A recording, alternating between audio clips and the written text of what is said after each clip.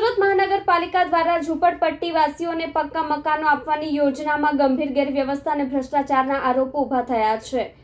ઇનહ્યુમન BSUP હેઠળ બનાવેલા આવાસો ખૂબ ગુણવત્તાથી બન્યા હોવાના કારણે ટૂંક સમયમાં જર્જરિત થઈ ગયા છે, પરંતુ દોષિત કોન્ટ્રાક્ટરો અને અધિકારીઓ વિરુદ્ધ કોઈ કાર્યવાહી થતી નથી.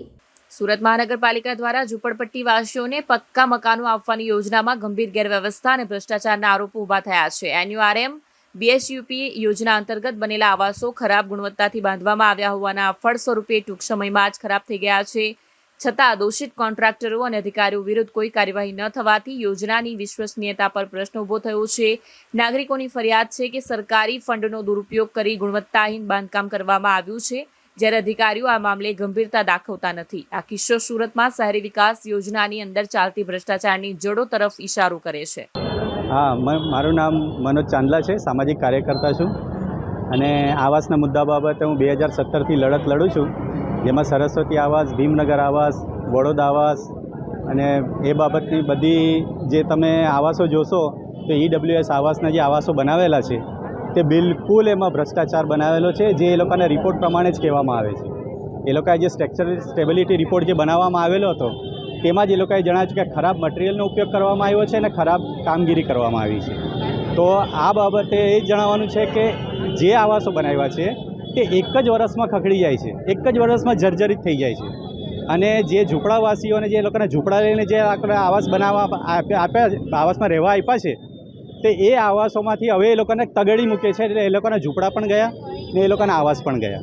શું માંગણી છે તમારી? અમારી માંગણી એવી છે સૌથી પહેલાં તો કે ભાઈ આ જે આવાસવાળા છે તે લોકોને વૈકલ્પિક જગ્યા આપો પહેલાં, કાં તો એ લોકોને રહેવા માટે ઘર આપો વૈકલ્પિક, અથવા તો એ લોકોને ભાડું આપો, બરાબર. અને પછી જ એ લોકોને ખાલી કરાવો અને નવા રીડેવલપમેન્ટ કરી આપો.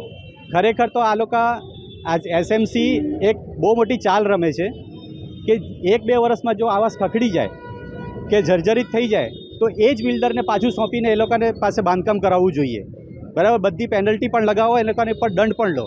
પણ આ લોકો શું કરે છે, 2016ના કાયદા પ્રમાણે એ લોકો રીડેવલપમેન્ટનો પ્રોગ્રામ લાવે, એટલે કે બીજા જ કોઈ બિલ્ડરને લાવીને એ લોકો એ કરાવે, બાંધકામ કરાવે ને રીડેવલપમેન્ટ કરાવે મતલબ.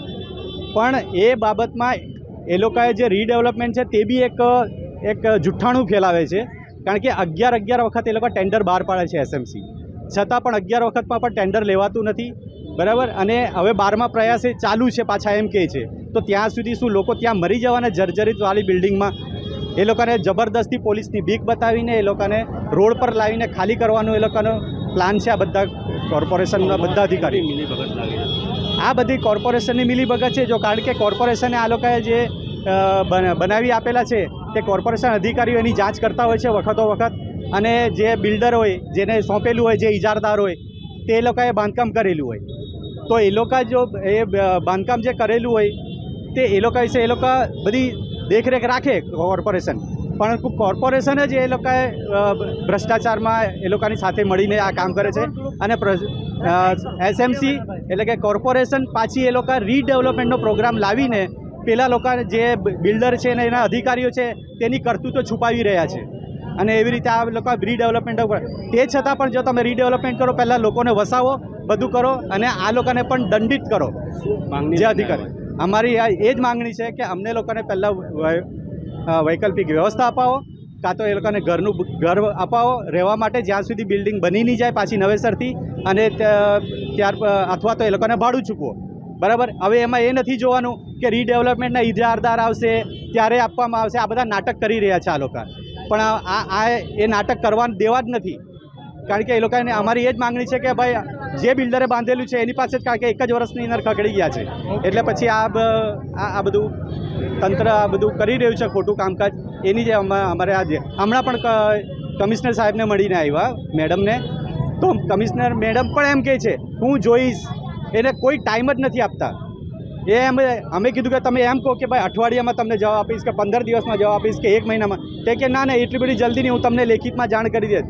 અરે પણ લેખિતમાં જાણ કરવાની ક્યાં જરૂર છે? અહીંયા લોકો મરી રહ્યા છે, તે એમણે સાંભળવું નથી, બરાબર. અને ગમે ત્યારે જ્યારે પડી જાય તો એ લોકોને ટાઈમની રાહ જોવાની. અને કંઈ હોના આગળ પણ સરસ્વતી આવાસમાં જે બનાવ બન્યો તેમાં જે મરી ગઈ એક છોકરી, તેના પર પણ કોઈ કાયદા લેવાયા નથી, બરાબર. 2 છોકરી મરી ગઈ છે, બરાબર છે. તે છતાં પણ એ લોકોએ કંઈ કોઈને પર પગલાં જ નહીં લીધા, કોર્પોરેશને જ પગલાં નથી લીધા.